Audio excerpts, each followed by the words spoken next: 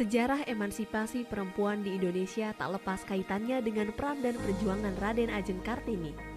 Kartini menjadi pelopor kebangkitan para perempuan Indonesia. Ia memperjuangkan hak-hak para perempuan yang selama ini keberadaannya tak dihargai dan diperlakukan tak adil. Melalui karya sastra dan gagasannya, seperti yang selalu ia katakan, jangan biarkan kegelapan kembali datang, jangan biarkan kaum wanita kembali diperlakukan semena-mena. Habis gelap, terbitlah terang. Kartini mampu mengubah keadaan para perempuan untuk mendapatkan kebebasan dan keadilan. Kartini telah menunjukkan bahwa perempuan bisa menentukan pilihan hidupnya tanpa paksaan orang tua, dan perempuan bisa meraih pendidikan setinggi-tingginya.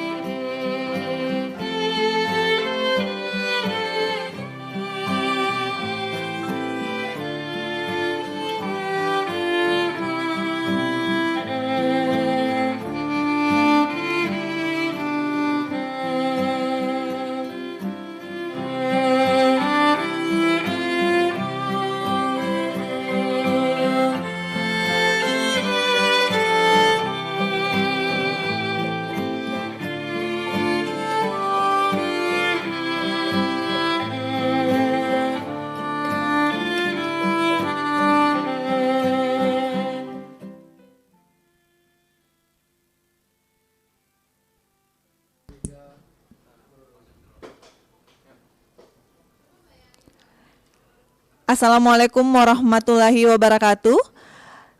Salam sejahtera dan selamat siang. Kami ucapkan selamat datang dalam acara peringatan Hari Kartini, Kementerian Agraria dan Tata Ruang, Badan Pertanahan Nasional tahun 2022. Sesaat lagi kita akan memasuki acara webinar yang akan dipandu oleh host kita, Kepala Biro Hubungan Masyarakat, Ibu Yulia Jaya Nirmawati. Sebelum kita memasuki agenda webinar, mari kita bersama-sama menyaksikan video dalam rangka memperingati Hari Kartini.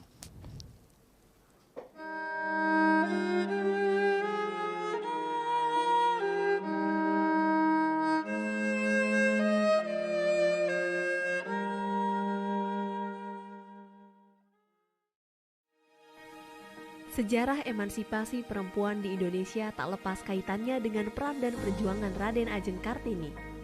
Kartini menjadi pelopor kebangkitan para perempuan Indonesia. Ia memperjuangkan hak-hak para perempuan yang selama ini keberadaannya tak dihargai dan diperlakukan tak adil. Melalui karya sastra dan gagasannya, seperti yang selalu ia katakan, jangan biarkan kegelapan kembali datang, jangan biarkan kaum wanita kembali diperlakukan semena-mena. Habis gelap, terbitlah terang. Kartini mampu mengubah keadaan para perempuan untuk mendapatkan kebebasan dan keadilan. Kartini telah menunjukkan bahwa perempuan bisa menentukan pilihan hidupnya tanpa paksaan orang tua, dan perempuan bisa meraih pendidikan setinggi-tingginya, sehingga perempuan bisa berkontribusi dan memiliki peran dalam kehidupan berbangsa dan bernegara. Sampai saat ini, Kartini telah meninggalkan makna tersendiri bagi perempuan Indonesia untuk maju dan meraih mimpi, bahwa perempuan itu harus sadar akan kemampuannya yang tersembunyi. Perempuan memiliki kekuatan di tengah kelembutannya, bahkan tidak jarang menjadi tulang punggung bagi keluarga dengan multitalentanya. Peran perempuan sudah tidak bisa terbantahkan lagi. Selain menjadi guru bagi anak-anaknya, perempuan pun bisa tetap memiliki prestasi dalam karirnya, bahkan menjadi pimpinan di tempat bekerja. Namun, hal itu tentu tidak meninggalkan tugas utamanya sebagai ibu bagi anak-anak dan istri dari suaminya. Inilah yang menjadi spirit Kartini, perempuan modern, sukses, tapi tidak melupakan kodratnya. Kartini juga mengajarkan sebagai perempuan harus percaya diri untuk mewujudkan mimpinya dengan mengenal kekuatan dan kekurangan diri, serta memahami betapa berharganya diri. Kementerian ATR BPN terlahir banyak sosok perempuan Kartini modern. Perempuan dengan semangat dan perjuangan seperti Kartini yang selama ini dikenal masyarakat.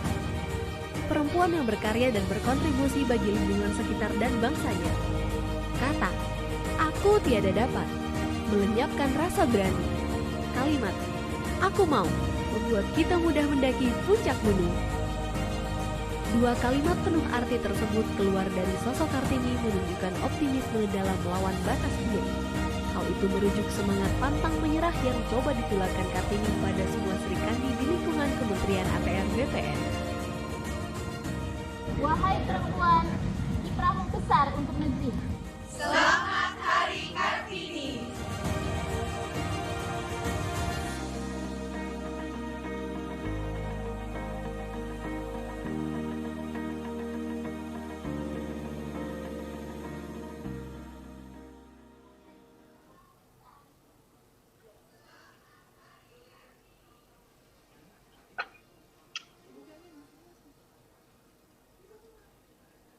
Assalamualaikum warahmatullahi wabarakatuh. Selamat siang dan salam sejahtera untuk kita semua. Om Swastiastu, Namo Buddhaya, salam kebajikan. Para peserta webinar yang berbahagia, hari ini tanggal 21 April 2022, di mana peringatan Hari Kartini bertepatan dengan bulan suci Ramadan, tanpa mengurangi rasa hormat kita dalam rangka memperingati Hari Kartini. Kementerian ATR BPN menyelenggarakan webinar dengan tema perempuan dan kekuatannya yang tersembunyi. Kegiatan hari ini dilaksanakan melalui virtual dan melalui hadir langsung bertempat di ruang PTSL. Tentunya dengan narasumber kita yang sangat luar biasa, yaitu Ibu Dinariati Cokro Suprihatono MPSI.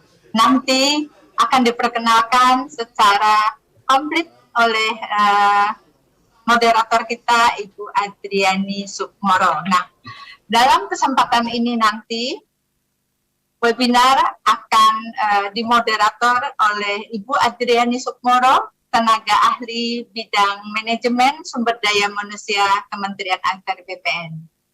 Dan sebagai penanggap adalah Ibu Ari Yuriwin, tenaga ahli bidang pengadaan tanah Kementerian Agraria dan Tata Ruang Badan Pertanahan Nasional.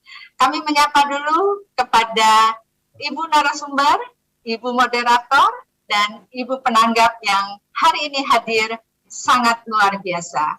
Mungkin patut kami informasikan, hari ini juga Kementerian ATR BPN itu dalam rangka memperingati hari selain mengadakan webinar juga menggunakan kain, Ibu-ibu sekalian. Jadi kita ini bawahnya ini adalah kain, Ibu Din. Tapi karena kita berada di Zoom, kita tidak bisa melihat secara utuh. Nah, semoga harapan kami, semoga Kementerian ATR BPN ini selalu melahirkan perempuan-perempuan tangguh dan hebat. Seperti tadi kita lihat di video yang ditayangkan pada saat acara. Demikian mungkin para peserta webinar, tentunya marilah kita dengarkan bersama materi yang akan disampaikan nanti. Untuk itu waktu kami persilahkan kepada Ibu moderator, Ibu Adriani. Iya boleh Mbak, itu Kepada Ibu kami persilahkan. Iya malam ya. Berarti kan toner 1, sabun 2, krim jerawat 1, yang 2 jam 1, sama yang aja itu ya. Ya Mbak, boleh difotoin Mbak. Iya. Kepada Ibu Adriani. Ya, terima kasih Ibu Karo Humas. Assalamualaikum warahmatullahi wabarakatuh. Selamat siang Ibu-ibu dan juga teman-teman kita perempuan yang belum menjadi ibu-ibu, dan juga mungkin beberapa bapak-bapak yang turut hadir dalam kegiatan kita siang ini ya. Salam damai sejahtera untuk kita semua. Om Swastiastu, Namo Buddhaya, dan salam kebajikan. Berbahagia sekali ya hari ini kita berkumpul di kegiatan walaupun terbatas dalam kegiatan Zoom. Kita mengadakan peringatan Hari Kartini dengan tema perempuan dan kekuatannya yang tersembunyi. Saya akan memperkenalkan narasumber kita siang ini, Ibu Dr. Randa Dina Riyati Cokro Suprihatono. Namanya panjang sekali, tetapi biasanya saya cukup memanggil beliau Ibu Dini Cokro. Jadi kita rame-rame memanggil beliau Ibu Dini aja deh ya, biar ringkas gitu ya. Nah, kita beruntung sekali bisa mendapatkan narasumber Ibu Dini yang sibuk ini karena beliau ini punya sesuatu yang yang luar biasa. Makanya kita pilih judulnya perempuan dan kekuatannya yang tersembunyi. Nah, izinkan saya memperkenalkan beliau dengan menampilkan ini dulu ya. Oh, bisakah saya di-disable untuk share screen ini panitia? Hanya sedikit kok sebelum mulai. Ya, bisa ya. Nah, ini ibu-ibu, bapak-bapak, teman-teman, apakah ada yang pernah melihat ini ya? Pasti pernah punya uang recehan Rp2.000 ya. Nah, ini sengaja saya tutup. Siapa yang bisa nebak? Coba saya ke Ibu Yuli dulu lah, Ibu Yulia ya. Siapakah ini? Buruan Bu, dibuka dompetnya. Mudah-mudahan ada Rp2.000. Kira-kira siapa ini tokoh yang ada di uang Rp2.000 ini Bu? Ibu Karo Yulia. Pak Cokro ya? Ya, Pak Cokro, Cokro Sopo. Cokro Aminoto. Nah, ya. Husni Tamrin, Bu. Ya, itu suara siapa itu? Muhammad Husni Tamrin. Iya, Muhammad Husni Tamrin. Oke. Suara Ya. Iya. Ya, terima kasih Bu. Tolong di-mute lagi. Terima kasih, betul sekali. Beliau ini adalah Muhammad Husni Tamrin. Cokro Aminoto nanti kita tampilkan di lain kesempatan ya. Beliau ini siapa gitu? Apa hubungannya loh? Ini kita kan mau mengundang Ibu Dini Cokro gitu. Ternyata beliau ini kita beruntung sekali. Ibu Dini Cokro ini adalah titisan darah langsung dari Muhammad Husni Tamrin, MH Tamrin gitu ya. Beliau adalah pahlawan nasional yang hidup tahun 1894 sampai 1941 ya. Jadi usianya singkat sebenarnya, tapi beliau diakui sebagai pahlawan nasional. Jadi ini kita punya narasumber cucu pahlawan nasional. Siapa sebenarnya Pak Muhammad Husni Tamrin ini? Beliau ini mempunyai ayah Belanda, ibunya Betawi, tapi dia menjadi tokoh Betawi yang terkenal sekali, meninggal di usia muda 46 tahun. Beliau itu namanya diabadikan sebagai pahlawan nasional ya, namanya diabadikan di Jalan Protokol Ibu Kota Jakarta. Jadi kalau dari kantor kita ke Jalan Sudirman, lalu nyambung lagi, itu Jalan MH Tamrin, akhirnya dapat Istana Negara. Jadi Jalan MH Tamrin itu diabadikan untuk menghormati jasa-jasa pahlawan nasional Muhammad Husni Tamrin. Dan beliau juga gambarnya diabadikan di pecahan uang Rp2.000. Nah, narasumber kita Ibu Dini Cokro ini juga tidak jauh dari seputar kalangan abdi negara begitu ya. Karena siapa yang bisa menebak siapakah gambar berikut ini? Oh, sudah ada namanya ya, langsung aja deh ya. Mau main tebak-tebakan nggak bisa. Nah, ini Bapak Letjen TNI Purnawirawan Cokro Pranolo ya. Bapak Letjen TNI Cokro Pranolo Purnawirawan, ada yang tahu? Ibu Ari Yuriwin deh. Beliau itu dulu siapa sih Bu? Gubernur DKI.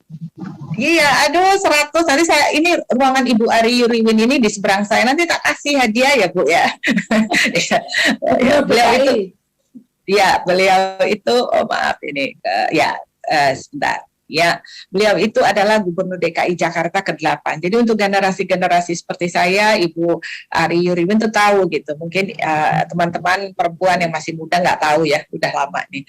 Beliau ini pengawal pribadi Jenderal Sudirman. Nah ini kalau nggak salah ini nih, kalau saya lihat ya mirip sekali, saya nebak-nebak. Ini sepertinya Bapak Cokro Pranolo mendampingi Jenderal Sudirman ketika masih hidup, dan beliau telah menulis buku biografi Jenderal Sudirman yang berjudul Panglima Besar TNI Jenderal Sudirman, Pemimpin Pendobrak Terakhir Penjajahan Indonesia. Baik, cukup sekian share-nya. Saya akan berbicara tentang Ibu Dini Cokro. Beliau itu sarjana psikologi seperti saya, dan beliau juga mengambil magister psikologinya di Universitas Indonesia. Jadi S1 S2-nya dari Universitas Indonesia.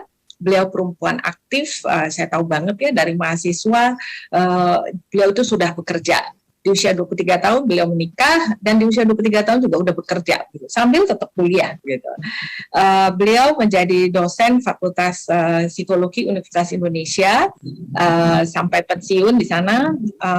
Beliau juga mengajar di berbagai institusi, pernah menjabat sebagai wakil dekan Fakultas Psikologi dengan bidang berbeda-beda selama 3 periode, juga mendirikan kantor humas Universitas Indonesia dan menjadi kepalanya ya, kepala kantor humas. Dan yang saya highlight adalah di sini beliau pernah menjadi Dubes Republik Indonesia untuk Republik Ekuador di tahun 2016 sampai 2020.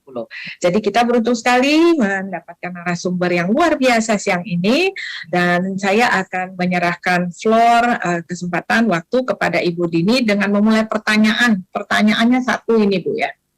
Nanti Ibu sambung terus dengan presentasi ya Bu Dini ya. Bu Dini, wanita itu dikenal sebagai apa ya? Sering dianggap sebagai makhluk yang lemah begitu ya. Padahal kita tahu deh ya, perempuan-perempuan ini tahu bahwa kita itu sebenarnya makhluk yang paling mendapatkan berkah nikmat. Nah monggo Mbak Dini, tolong kita diberi pencerahan, dimulai dengan pertanyaan ini. Waktu dan tempat kita serahkan, monggo.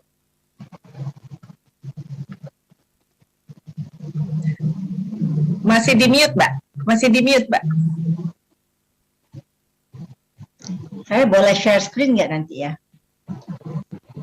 Saya share screen nggak? Bisa ya? Tolong ya panitia ya. Saya senang sekali ya ketemu dengan semua ibu-ibu cantik. Mungkin ada bapaknya juga ya di kantor ATR BPN. Luar biasa. Ini luar biasa sekali ya, di tengah-tengah baru selesainya pandemi kita bisa ketemu, walaupun tadinya mau offline ya, tapi demi kesehatan jadi kita online. Aduh, senang banget ini. Nah, sebelumnya saya ucapkan Assalamualaikum warahmatullahi wabarakatuh. Om Swastiastu, Namo Buddhaya, Shalom, Namaste, Rahayu, dan salam sejahtera buat kita semua. Pada yang terhormat Ibu Ari Yuliwan sebagai tenaga ahli bidang pengadaan tanah Kementerian ATR BPN, juga kepada moderator saya yang selalu menyenangkan, Bu Diani, juga ini MC-nya ya, Mbak Yulia Jaya. Hari ini saya mendapatkan kehormatan sekali untuk bisa sedikit, kita nggak bilang mengajarkan ya, tapi kita berbincang-bincang kali ya. Karena saya tahu ibu-ibu pasti punya pengalaman, betul nggak? Ya bisa jawab ya. Soalnya kita nggak ini sih ya, nggak offline.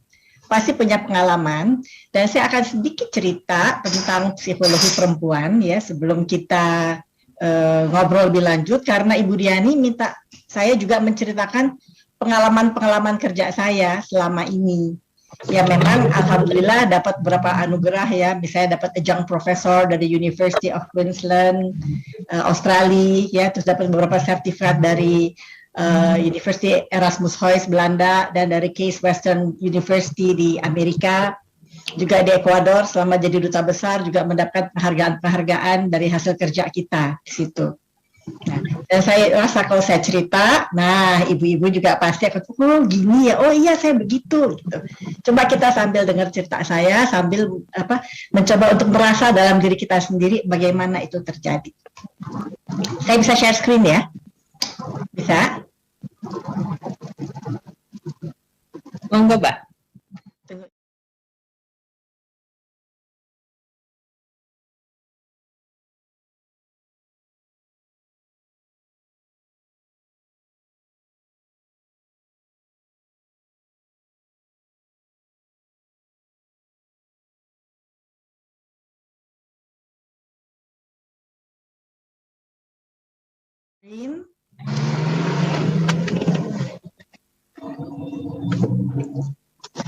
Bisa terlihat? Ya, bisa.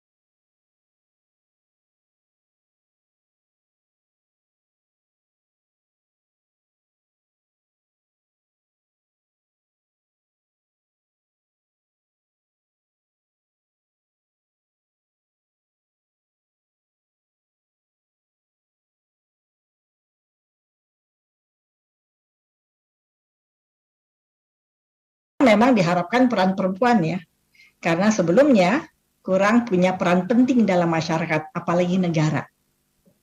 Tapi kenapa ya, kalau dipikir-pikir ya, walaupun diberikan kesempatan, kok perempuan nggak mengambil kesempatan itu? Nanti kita jawab kenapanya ya, bukan karena dia lemah, tapi ada sesuatu yang betul-betul menjadi priority-nya perempuan. Kalau dilihat tugas sebagai ibu rumah tangga ya, ibu rumah tangga deh, nggak usah perempuan yang punya karir ya, seperti ibu-ibu sekalian ya, tapi full ibu rumah tangga. Apa betul kita nggak ada artinya? Ya, coba ya, kalau seorang ibu rumah tangga tulen menuliskan CV-nya, coba perannya banyak kan? Sebagai chef, sebagai general manager, karena dia harus mengatur semuanya di rumahnya supaya rapih, beres. Ngatur keuangan yang pas-pasan juga. Kalau uangnya berlebih mah enak ya, tapi kalau uangnya pas-pasan kan dia mesti ngatur. Gimana mengatur menu supaya pas belinya gitu. Manajer keuangan, sebagai manajer keuangan, sebagai manajer teknik, kalau ada yang rusak, siapa yang harus cari tukang, yang harus, kadang-kadang perempuan juga sigap bisa betulin sendiri loh. Manajer logistik mesti tahu jangan ada kekurangan, apalagi anak-anak, baju sekolahnya, bukunya, makanannya, kebutuhan rumah tangga, dan lain sebagainya. Dia juga sebagai perawat dan pendidik anak, pendamping suami pasti, manajer personalia. Karena apa? Karena kan kadang-kadang perempuan yang ngatur. Kalau misalnya ada orang yang membantu di rumah atau ada keluarga yang tinggal, itu yang ngaturnya siapa? Kan si ibu rumah tangga. Dan public relation. Karena ibu itu sering bergaul, dan dia bisa bercerita, bisa memperkenalkan keluarganya, menunjukkan betapa menyenangkannya keluarganya sebagai public relation. Jadi perannya banyak ya ternyata ya. Dan apakah peran itu mudah? Bayangan, semua kegiatan yang ada di kantor dilaksanakan oleh satu orang. Padahal kalau di kantor itu ada bidang-bidangnya kan. Tapi dalam rumah tangga itu semua peran perempuan. Dan kadang-kadang lebih hebat lagi. Ingat nggak ibu-ibu sekalian tahun 1998 ketika terjadi resesi besar-besaran. Dan terjadi PHK besar-besaran terhadap di dunia kerja. Siapa yang akhirnya bangkit dan menyelamatkan rumah tangga? Dengan segala cara, ada aja idenya. Supaya rumah tangganya itu paling nggak dapurnya bisa ngebul. Kalau kita baca-baca di koran kan, dengan kreativitasnya perempuan, dia mulai memasak, dia jual makanan, dia bisa ngambil baju-baju di tempat yang tidak mahal dan dia jual kembali. Jadi banyak sekali kegiatan-kegiatan yang dia kreatif, yang dia bisa pilih untuk menopang supaya dapurnya tetap ngebul. Tapi meskipun dibuka kesempatan, kadang-kadang peran perempuan kurang terlihat dalam masyarakat. Kenapa ya? Salah satunya adalah karena kita kadang-kadang nggak mengenal diri kita. Kita nggak kenal kemampuan kita karena terbelenggu oleh stigma masyarakat yang sudah kepalang melekat pada diri kita. Jadi kita pikir itulah stigma kita, itulah kita. Jadi kita memang tidak bisa berbuat banyak. Apalagi mohon maaf ya kalau dapat keluarga yang sering mengecil-ngecilkan kita, melecehkan kita, mengatakan, alah kok makanan gak enak banget sih, gini aja nggak bisa, padahal kan tugas kamu gitu. Jadi hal-hal seperti itu semakin mengecilkan hati kita, peran kita. Atau juga takut disalahkan kalau gagal mendidik anak. Dipikirnya pendidikan anak adalah kewajiban perempuan. Uang bikinnya sama kok. Emangnya kalau kita punya anak hanya kita yang kerja? Kan enggak. Si bapaknya juga. Jadi kewajiban mendidik anak itu adalah ibu dan ayah. Apalagi kalau kita nanti bicara soal psikologi pendidikan anak ya, peran ayah itu penting sekali dalam pengembangan konsep diri anak, bukan hanya ibu. Gitu. Jadi memang kedua belah pihak itu menjadi figur-figur yang akan membentuk seorang anak kelak menjadi anak yang dewasa. Hanya karena biasa dilakukan ibu tuh ngurus anak, bapak tuh bekerja di kantor ya. Jadi akhirnya seakan-akan kewajiban untuk ngurus anak tuh ada di ibu. Dan kalau gagal itu salah ibu. Itu yang membuat akhirnya ada ketakutan, takut disalahkan. Makanya saya sudah pernah lihat seorang ibu yang saking takutnya disalahkan, ini benar ya saya lihat. Itu anaknya umur 5 tahun tuh nggak bisa loh pakai sepatu sendiri, ambil air sendiri, makan sendiri. Jadi ibunya tuh ngurus semuanya ya, disuapin, dipakein sepatu, dipakein baju.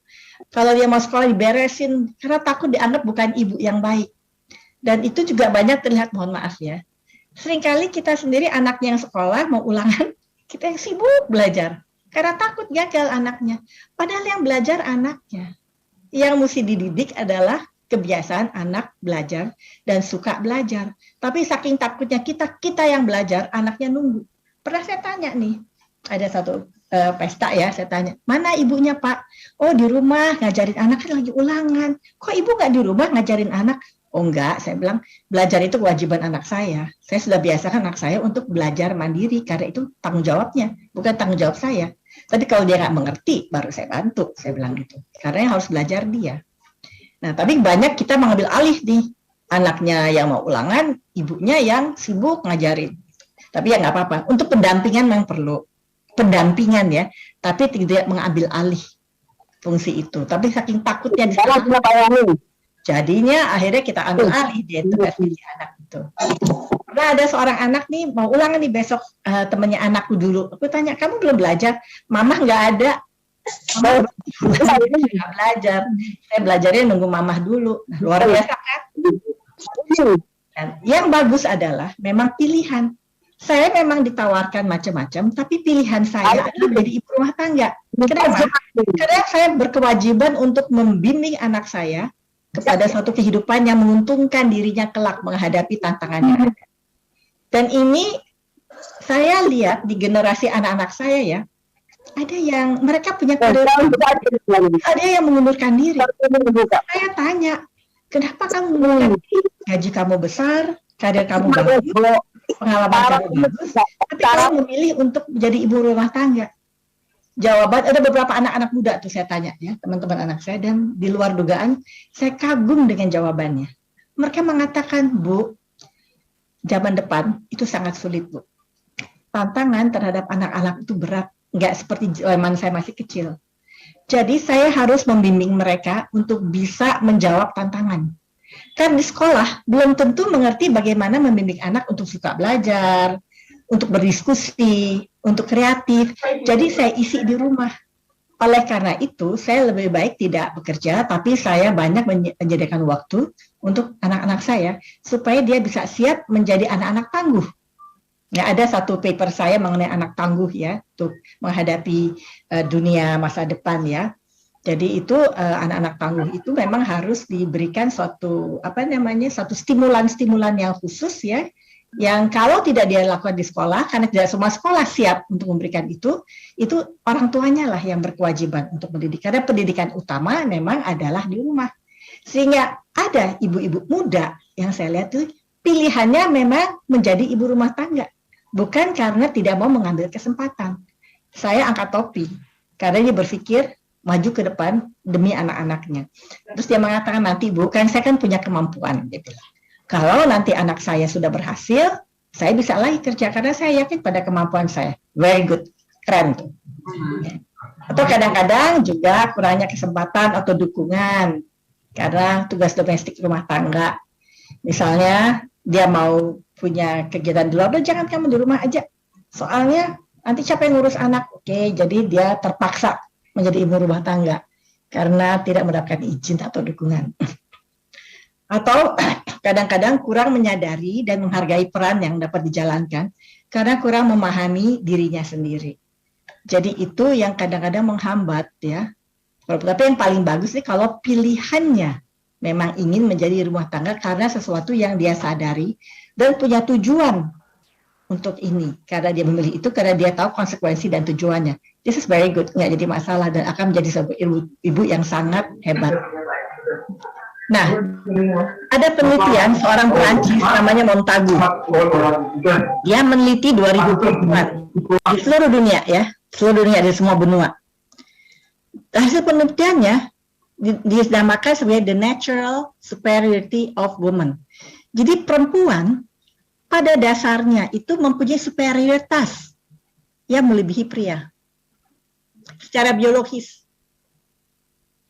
Ya, perempuan itu lebih kuat, lebih tahan banting, lebih tahan mental, dan bisa mengerjakan sesuatu sekaligus tanpa dia merasa bingung. Dia bisa ngatur-ngatur dirinya. Itu lebih tinggi dari pria, dari hasil penelitiannya. Usia perempuan biasanya lebih lebih panjang daripada pria. Kalau kita, mohon maaf ya, kalau kita lihat di usia saya nih, teman-teman saya banyak suaminya sudah meninggal. Ya karena memang usia perempuan tuh biasanya lebih panjang karena dia lebih kuat menghadapi stres. Daya tahan stresnya memang kuat dan sifatnya lebih lentur. Nah, dari hasil penelitian di rumah sakit juga katanya penderita sakit jiwa lebih banyak laki-laki daripada perempuan. Saya nggak tahu ya, itu penelitiannya Montagu ya. Tapi daya tahan terhadap penyakit perempuan itu lebih kuat dari pria. Soal kecerdasan sama. Jadi tidak dikatakan bahwa pria itu lebih cerdas dari perempuan atau perempuan lebih cerdas dari pria.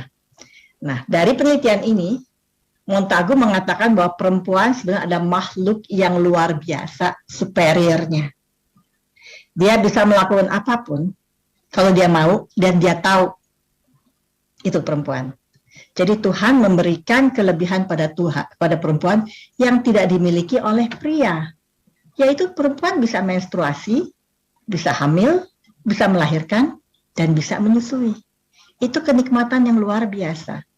Yang tidak dimiliki oleh pria, tapi dimiliki oleh perempuan. Dan ditemukan oleh Montagu, emang loh perempuan itu superior. Dia sendiri seorang pria ya, mengakui dan mengagumi ternyata perempuannya kelihatannya seakan-akan lemah gemulai, tapi di balik itu ada suatu kekuatan yang luar biasa. Mungkin ibu-ibu tahu kan perjuangan Ibu Kartini kan dalam hari ini kan kita merayakan Hari Kartini. Beliau itu dengan segala keterbatasannya, tapi mempunyai cita-cita yang tinggi, dia terobos itu semua dinding-dinding batas. Walaupun dengan sepucuk surat, walaupun harus hanya bicara dengan orang, nggak pernah takut, sehingga akhirnya apa yang terjadi? Dia bisa membuka kesempatan perempuan untuk melihat bahwa kita mempunyai banyak kesempatan untuk bisa berkiprah. Karena dia tahu dia punya kemampuan itu. Nah, kekuatan perempuan yang lain. Nih, cinta. Bukan artinya pria nggak punya cinta, tapi kalau perbedaan pria dan pria dan perempuan dengan wanita adalah kodrat lelaki adalah ambisi, kodrat perempuan adalah cinta. Cinta itulah yang muncul karena dia bisa hamil, bisa melahirkan, bisa menyusui. Sehingga untuk membesarkan anak, cinta itu penting untuk asah, asi, dan asuh. Dan cinta itulah yang sebetulnya mengontrol superioritasnya. Jadi sebetulnya tanpa sadar, benar nggak ibu-ibu? Merasa nggak? Ibu tuh memilih loh, ya bahwa saya memang lebih mau mengorbankan waktu saya untuk mendidik anak saya, untuk rumah tangga saya, ketimbang saya harus mengejar karir saya. Itu saya rasain ketika saya sedang berkarir di kampus ya. Terus anak saya yang paling kecil sakit. Sakitnya itu luar biasa sehingga dia 2 bulan hospitalized. Dan saat itu dokter bilang kemungkinan dia akan meninggal. Saya sedih banget ya, sampai saya bilang sama suami saya nggak masalah dengan karir saya nggak kerja juga nggak apa-apa, tapi saya ingin membesarkan anak saya ini. Kalau dia harus meninggal, saya apa boleh buat, yaitu emang sudah suratan takdir dari Allah, tapi kalau enggak, saya harus membesarkan dia. Tapi ternyata memang Allah mengatakan lain, anak itu hidup, dan diramalkan oleh dokter kalau dia hidup dia akan retarded. Alhamdulillah enggak, normal. Jadi saya fully time untuk merangsang dia karena emang dia punya masalah. Nah, di situ saya mendapatkan dukung penuh dari fakultas bahwa saya boleh cuti di luar tanggungan untuk beberapa bulan. Jadi saya nggak harus mengundurkan diri, tapi saya boleh cuti. Nah, di situ saya memang sediakan waktu untuk bayi saya itu yang alhamdulillah akhirnya tumbuh normal dan saya kembali lagi dengan aktivitas saya. Jadi cinta itu kadang-kadang kita rela berkorban. Dan itu mengontrol superioritas kita. Tapi cinta itu juga kekuatan. Ya enggak? Coba kalau ibu, para pahlawan kita kan, dia cinta pada kemerdekaan. Dia cinta ingin membebaskan rakyat dari belenggu penjajahan. Karena cintanya itulah dia bisa mempunyai tenaga dan kekuatan dan superioritas yang dimiliki justru untuk punya kekuatan untuk bisa melawan. Kayak Ibu Kartini, dia punya kekuatan melawan. Malahayati pahlawan Aceh jadi komandan yang luar biasa. Dia bisa memimpin. Sekarang pun kita lihat menteri-menteri kita. Coba posisi-posisi yang luar biasa dipegang oleh menteri-menteri perempuannya. Yang tadinya semuanya laki, kayak Menteri Keuangan perempuan dan hebat sekali kiprahnya. Menteri Luar Negeri sampai 2 kali kepilih, perempuan juga. Padahal biasanya diplomasi itu dikenal untuk wilayah laki-laki ya. Menteri Kehutanan, bayangin, Menteri Kehutanan seorang perempuan dan lingkungan. Jadi kita lihat banyak tugas-tugas yang misalnya dilakukan oleh lelaki sekarang bisa di take over oleh perempuan. Dan saya lihat Presiden Jokowi akhirnya lama-lama lebih senang mengangkat kepala BUMN-nya itu perempuan nih belakangan ini saya baca ya. Jadi apa? Karena mungkin perempuan kalau dia cinta, dia all out kerja. Dia ingin membuktikan bahwa dia bisa. Dia ingin membuktikan bahwa dia bisa berhasil. Dan ia ingin membuktikan bahwa dia bekerja dengan baik, all out, tanpa pamrih. Saya rasa mungkin itu dirasakan juga oleh ibu-ibu ya. Ada nggak perasaan itu? Saya yakin pasti ada. Apa yang membuat ibu-ibu punya keinginan itu dan bisa mempunyai semangat besar itu? Karena satu, ibu-ibu mempunyai superioritas, yang mohon maaf ya kaum pria itu adalah melebihi para pria. Kedua, mempunyai cinta. Cinta ini bermain bisa mengontrol superioritasnya sehingga dia betul-betul bisa memainkan perannya misalnya sebagai pengasuh anak, pendamping suami, tapi dia dengan cintanya itu dia bisa all out ingin menunjukkan kecintaannya pada negara, pada institusi di mana dia bekerja untuk berbuat sebaik mungkin. Dan dia tidak berpikir yang neko-neko. Ini mungkin Mbak Diani ingat ya, pernah di fakultas itu pimpinannya perempuan semua ya. Dekannya Bu Yati, wakil dekannya saya, Bu Meiti, terus Bu Nuki, sekretaris fakultasnya, direktur juga perempuan, hanya satu prianya waktu itu sebagai kemahasiswaan. Itu fakultas pada saat itu hitting the spotlight. Luar biasa kepemimpinan perempuan pada saat itu hitting the spotlight dan kita kompaknya luar biasa. Pada saat itulah banyak masa kejayaan fakultas bisa dicapai. Walaupun sebelumnya juga udah mulai naik dan diteruskan oleh pimpinan-pimpinan perempuan. Jadi ternyata perempuan itu luar biasa loh. Kalau memang kesempatan yang diberikan padanya akan diambil. Jadi kadang-kadang kesempatan diberikan nggak diambil. Karena apa? Karena cintanya lebih kepada saya ingin ngurus rumah tangga. Jadi nggak selalu bahwa perempuan nggak dapat kesempatan, tapi lebih banyak juga sekarang ini memang tidak diambil. Kayak ini ya, Perdana Menteri New Zealand itu luar biasa hebatnya. Dia bisa mengambil keputusan-keputusan yang sangat taktis ya. Sehingga ketika New Zealand terkena COVID, dia termasuk yang paling sedikit dampaknya, tetapi ekonominya bisa bertahan. Dia perempuan, dan dia sangat dikenal sekarang. Sementara kodrat laki-laki adalah ambisi. Nah, bedanya apa coba nih? Bedanya, jadi ibu-ibu jangan membandingkan, karena emang nggak bisa dibandingkan. Buat seorang perempuan, karena dia cinta, dia kodratnya adalah cinta, dia akan berpikir gini, kalau suaminya ulang tahun, mungkin 6 bulan sebelumnya, dia udah pikir kita bikin apa ya buat suami kita, yuk kita bikin surprise yuk, ngajak anak-anaknya untuk melakukan sesuatu kegiatan yang menyenangkan, surprise, udah mikirnya jauh-jauh. Mungkin baru suaminya ulang tahun, udah mikir lagi buat tahun depannya ya, mungkin ya. Tapi kalau pria karena kodratnya ambisi, dia kadang-kadang nggak terlalu peduli dengan ulang tahun keluarganya dan juga istrinya. Suka lupa gitu, mesti kita ingetin. Tapi dia lebih ingat ulang tahun bosnya kali. Karena itu adalah kodratnya. Jadi tugas kita mempiarkan diri kita, bentar lagi saya ulang tahun loh. Kamu udah punya rencana nggak? Sebenarnya kita ngingetin dia, jangan lupa. Kalau lupa kan sedih juga loh. Pada hari-hari diemin gitu ya. Apalagi kalau dia lagi head over heels dengan kerjaannya. Jadi itu menjadi sesuatu yang bisa menjadi perbedaan ya antara laki dan perempuan. Sehingga prioritas kita perempuan nomor 1 adalah anak dan keluarga. Nomor 2 adalah anak dan keluarga, nomor 3 adalah teman-teman, nomor 4 baru ambisi kita kalau kita punya karir. Tapi kalau pria nomor 1 adalah ambisinya, nomor 2 adalah bosnya, nomor 3 baru keluarganya, nomor 4 baru istrinya.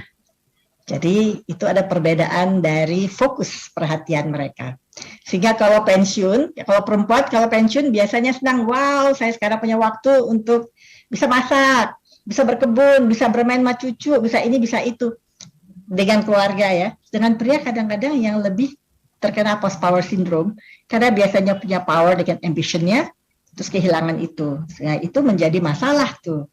Sehingga perempuan, ini kalau psikologinya ya, kalau sudah pensiun itu, lelaki menjadi lebih perempuan karena dia menjadi tergantung banget karena kehilangan powernya. Perempuan menjadi lebih maskulin pada saat itu. Seru kan ya? Nah, jadi begitulah secara psikologis perempuan dan laki-laki.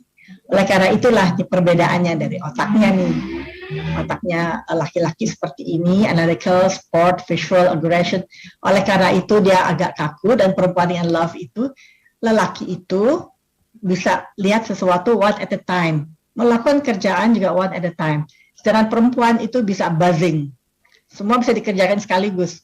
Misal sambil rapat aja juga bisa mikir, aduh anak saya ulangan ya, nanti saya pulang, saya mesti beliin buku ya, oh di rumah nih nggak ada makanan ya, saya mesti gini, oh besok nih keluarga saya mau ada kegiatan pertemuan ya, saya mesti bawa itu. Dia bisa mikir itu sekaligus sambil juga konsentrasi tetap di dalam rapatnya.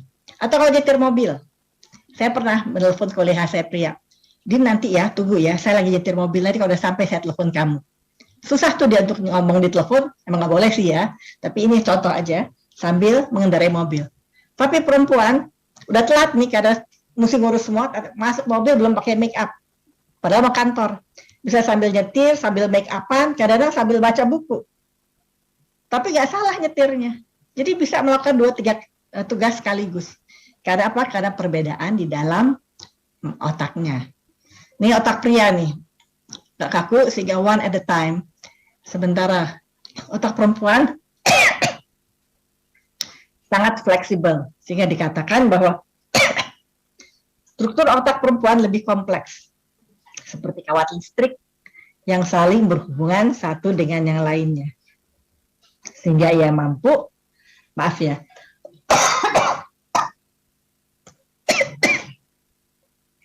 mengingat banyak hal sekaligus, peduli pada banyak hal, dan pikirannya selalu bekerja. Menjalankan multiperan tanpa menggagalkan salah satu. Menjalankan banyak fungsinya. Maaf.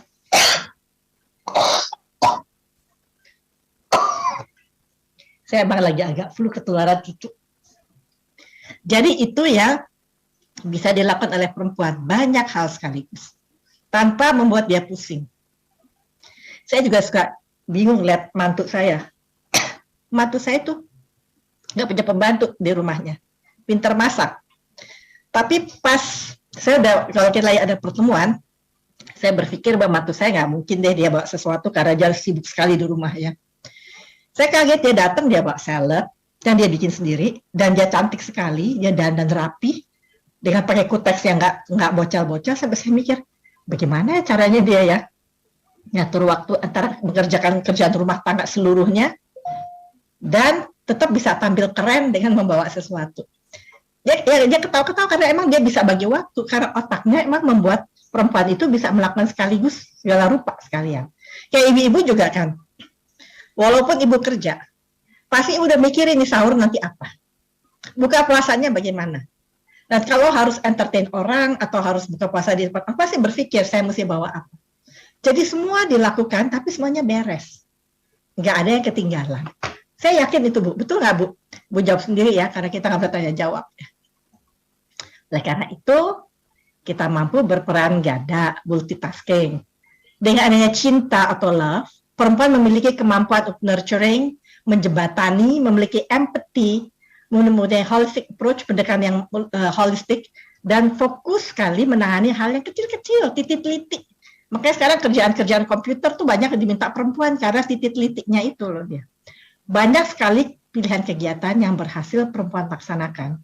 Dan dengan bermitra bersama perempuan akan membuat tim kerja ya, maksudnya bukan bersama perempuan, yang mohon maaf ya, bersama kaum pria akan membentuk tim kerja yang simbiose mutualistik. Jadi kalau perempuan dan pria, seperti halnya suami istri, itu ada plus minusnya, ada kelebihan dan kekurangan. Bekerja sama itu justru saling menguatkan.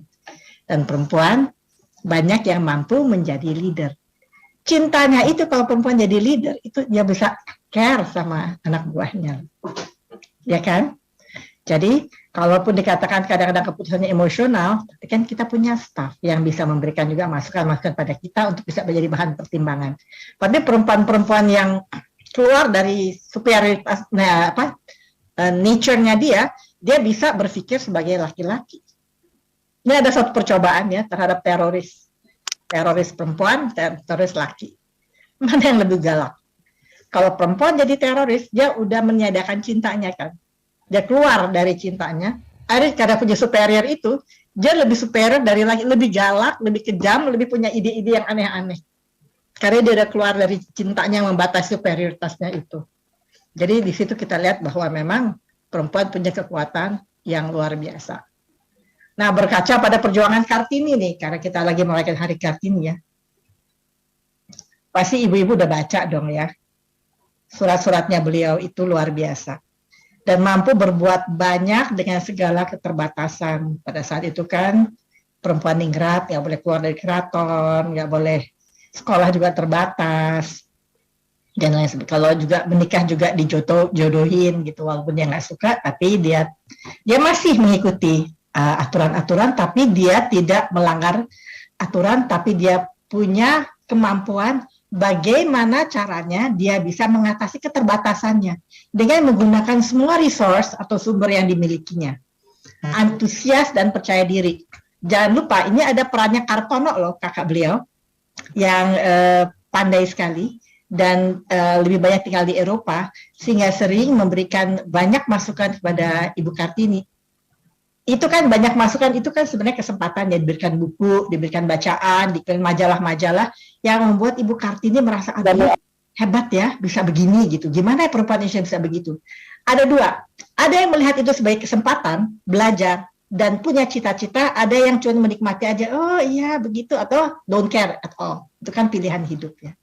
Nah, Ibu Kartini memilih untuk fight karena melihat kita ingin harus bisa juga perempuan-perempuan itu setara dengan laki-laki seperti halnya di Eropa. Nah, seperti teman saya nih yang dosen di UQ ya, dia bilang nih, sekarang nih perempuan nih kalau misalnya melahirkan, itu dia dapat cuti dan masuk setelah anaknya setahun. Selama ini bekerja dari rumah. Dan suami harus menolong 50-50. Nah, itu satu peraturan yang terjadi, sehingga akhirnya nggak boleh suaminya itu menyerahkan semua ke istrinya. Jadi itu adalah sesuatu pembagian yang sangat baik yang saya lihat ya.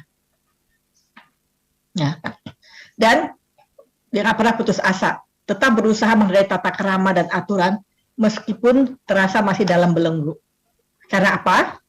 Karena Kartini mempunyai self-leadership. Dia yang memimpin dirinya sendiri. Dia punya mimpi besar, punya motivasi kuat, selalu mau belajar dari buku-buku yang diberikan, berusaha dan bertindak, dan mempunyai semangat belajar. Nah, kalau ini tentang diri saya ya, karena saya suruh minta cerita tentang diri saya ya. Ya ini sedikit yang ya, saya menikah 23 tahun, masih kuliah, usia pernikahan saya 44 tahun, usia saat ini 68 tahun, punya 4 anak dan 7 orang cucu. Cucu saya yang paling besar, 2 orang udah remaja ya. Nah, ini tadi udah dibacakan oleh Ibu Diani apa kegiatan-kegiatan saya. Hanya saya diminta oleh memang mendirikan kantor Humas UI. UI itu nggak punya humas, jadi saya diminta sama Pak Rektor, padahal saya itu masih menjabat sebagai wakil dekan. Wakil dekan juga lucu, waktu saya diangkat jadi wakil dekan, saya ditanyakan oleh Pak Sarlito wakil dekan, kamu mau wakil dekan yang mana? Bapak menyuruh saya wakil dekan yang mana? Yang nggak ada aja ya, wakil dekan 4. Boleh, terus kerjaan saya apa? Kamu pikirin deh kerjaan kamu apa? Saya mesti mikir. Di situ saya berpikir mendirikan humas, kerjasama, juga mendirikan sistem, membuat sistem dan penelitian. Dan dari apa yang saya lakukan itu menjadi pilot project buat UI, makanya saya diminta untuk jadi kepala humas UI dan membangun kantor humas di UI. Nah, di dalam kegiatan itu, sebagai wakil dekan, karena saya suruh milih kerjaan saya berhasil membuat kerjasama training program dengan University of Queensland, Brisbane, Australia. Waktu itu si Queensland University itu ada ranking 30 dunia dan kita UI masih 250-an gitu ya. Saya bilang saya nggak mau dibilang bahwa saya harus nunduk-nunduk, pada merasa mau tunjukin bahwa Fakultas Psikologi itu mempunyai dignity. Jadi saya berdua sama Bu Yati wakil dekan 1 menunjukkan, membuktikan bahwa pendidikan kita itu bagus. Sampai akhirnya UQ mengakui, iya pendidikan kamu setara sama kita, walaupun grad universitasnya beda ya. Saya diterima loh, masa 2,00 diterima, sementara fakultas lain harus 2,75, khusus psikologi 2,00. Terus saya minta scholarship buat staf pengajar. Mereka tanya kenapa loh, saya bilang staf pengajar saya juga kan ingin berkembang, akhirnya dikasih scholarship dari mereka untuk staf pengajar. Satu lagi saya minta scholarship buat mahasiswa reguler, karena saya nggak mau ada perbedaan ya di situ. Nah, anaknya Ibu Ratna Megawangi juga salah satu mahasiswa saya di training program. Nah, akhirnya diberikan, oke, jadi setiap kali ada mahasiswa training program yang berangkat, ada mahasiswa reguler yang juga mendapatkan beasiswa untuk kuliah di situ. Jadi hubungan antara S1 reguler dan S1 training program itu erat. Jadi nggak ada semacam iri-iri. Satu lagi saya minta, terus Pak Dekan bilang, dimintanya banyak banget sih, biarin Mas, kita harus minta. Saya minta marketing CV, saya dibayar. Mereka bilang, hi Dini, how come? Yes, of course I'm working hard to get students and you just get it after 2 years in our university. Terus dia bilang, you are crazy. Yes, I'm crazy. For my university, I'm always crazy. Akhirnya dikabulkan. 50% dari biaya marketing saya dan apapun yang saya lakukan itu dibayar oleh UPI. Jadi break even point kita 8 mahasiswa. Sehingga kita dapat banyak dana untuk pengembangan fakultas. Jadi di situ kita perempuan tuh ada aja idenya, kadang-kadang buat kamu pria, kamu apa sih ini, kamu mikirnya enggak, nggak apa-apa. Namanya usaha, saya bilang. Tapi saya punya reasons, dan ternyata diterima. Nah, satu hal lagi yang saya agak bangga pada saat itu, adalah ketika saya memenangkan Q Project. Waktu saya bilang sama Pak Dekan saya mau ambil nih Q Project, ini adalah dana hibah dari Bank Dunia, $2 juta. Pada saat itu, titiknya adalah pada hard science faculties ya, dengan psychology as social science, bukan hard science ya. Tapi saya bilang saya mau ikut. Jadi nggak mungkin, kita kan bukan hard science, biarin, saya bilang. Paling tidak, kalau kita lakukan ini, kan 1 tahun kerjanya, kita punya blueprint. Kalau kita menang, kita dapat $2 juta, kita bisa lari, majuin fakultas. Kalau nggak menang, kita punya blueprint. Nggak ada yang percaya. Nggak apa-apa deh, saya kerja sendiri, sama 1-2 orang yang percaya, kita kerjain. Terus saya punya ide-ide yang dilakukan oleh fakultas hard science lainnya, sampai orang dari Bank Dunia ketika dia datang dan melihat kerja kita, dia kaget, dia bingung, bilang, wow, very original what you are doing. Saya bilang, ya, thank you very much. Mahasiswa semua mendukung. Akhirnya the only social science yang dapat Q Project adalah Fakultas Psikologi. Bangga kan? Jadi kita nggak boleh merasa kecil. Atau nggak mungkin, kita kan fakultas perempuan semua, masa iya ada yang mandang kita? No, nggak boleh. Kita mempunyai harga diri, kita mempunyai dignity, kita harus tunjukin. Nah, itu adalah modal saya bekerja. Dan di situ ternyata apa yang kita lakukan itu mendapat penghargaan. Oleh karena itu, Fakultas Psikologi satu-satunya faculty yang dapat Q Project $2 juta. Langsung kita membangun perpustakaan yang keren dan lain sebagainya. Saya nggak cerita, tapi pokoknya alhamdulillah deh gitu ya. Dan beberapa staf ahli yang sering saya duduki di sini, juga anggota tim Adipura. Jadi KLHK minta saya anggota tim Adipura, di samping Kemenkes juga saya bantu ya. Nah, di situ saya belajar mengenai pengolahan sampah, dan saya tahu bahwa Surabaya sepertiga kotanya itu sampah, listriknya dari sampah. Ya, hebat nggak? Jadi pengolahan sampah kita ini ternyata sangat bermanfaat untuk energi. Jadi kalau kita sangat serius dalam mengelola sampah, insya Allah nggak usah terlalu mahal bayar listrik. Dan saya diminta oleh Pak Presiden untuk menjadi duta besar di Ekuador. Saya kaget waktu saya telepon ya, saya lagi di fakultas, Bu Dini bisa ke Kemlu. Saya pikir saya suruh ceramah nih kayak sekarang gini. Oh ya, saya bilang, Bu Menteri mau ketemu. Oh iya, saya pikir saya mesti bawa bahan apa? Nggak bawa ibu aja yang datang. Waduh, disuruh hari Jumat. Saya bilang, Pak, hari Jumat saya pimpin rapat. Tapi terus saya pikir, masa Bu Menteri panggil saya ngawar ya? Oh iya deh, saya bisa. Saya datanglah ke sana. Sampai di situ ya Bu Menteri bilang, Pak Presiden minta kamu jadi duta besar. Saya kaget juga sih ya. Nggak kepikirkan. Saya kan nggak tahu kenapa saya jadi duta besar, karena saya kan bukan dekan, bukannya rektor, bukannya apa-apa ya, tapi rupanya banyak rekomendasi melihat saya kerja. Dan Ekuador adalah satu negara yang kedutaannya baru dibuka, tetapi pada saat itu nggak ada prestasinya, dianggap oleh Kemlu sebagai underdog. Jadi saya diterjunin sana untuk babat hutan. Dengan catatan, kalau saya berhasil, kedutaan kita akan tetap dibuka, tapi kalau nggak akan ditutup. At the end, salah satunya at the end, Ekuador panggil saya waktu saya mau pulang, dia bilang, Madam Ambassador, saya sangat menghargai kerja Anda luar biasa. kita harus menutup 10 kedutaan kita di dunia. Dan kedutaan dia nggak banyak, karena duta besar yang ada di Ekuador cuma 40 kedutaan. Harus kita tutup karena COVID. Nah, ketika di Asia cuma ada Malaysia dan Indonesia di ASEAN ya, ada Malaysia dan Indonesia. Yang mana kita harus tutup, tapi kita semua memutuskan yang Malaysia kita tutup, Indonesia kita pertahankan. Tetaplah kerjaan saya sebagai penceramah. Ini salah satu cerita nih, waktu saya dapat ajang profesor dari University of Queensland karena kerja saya di sana mengembangkan training program. Nah, penghargaan lain, saya juga ngajar di Seskoal, sehingga dapat satu calon jadi beasiswa dari Seskoal, dan ada yang lain-lainnya penghargaan dari presiden maupun dari universitas lain. Baliklah kita pada, ya di sini perempuan itu bisa berperan, itu kesuksesannya tergantung pada pilihannya dia, karena kodratnya cinta kasih dan kesempatan dan dukungan. Jadi saya pikir nggak ada masalah loh perempuan yang punya kesempatan untuk memilih sebetulnya. Namun tantangan yang mesti dihadapi adalah mampu kita menempatkan diri. Jangan merasa minder. Karena kita mempunyai ketangguhan yang luar biasa. Yang kita harus cari di diri kita. Kemampuan kita apa saja? Banyak sekali di sini. Kita mesti mengenal diri kita sendiri.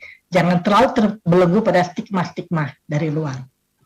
Dan ingat aja, ibu rumah tangga aja kan tugasnya banyak, yang bisa, kita mampu mengerjakannya, itu berarti kelebihan kita.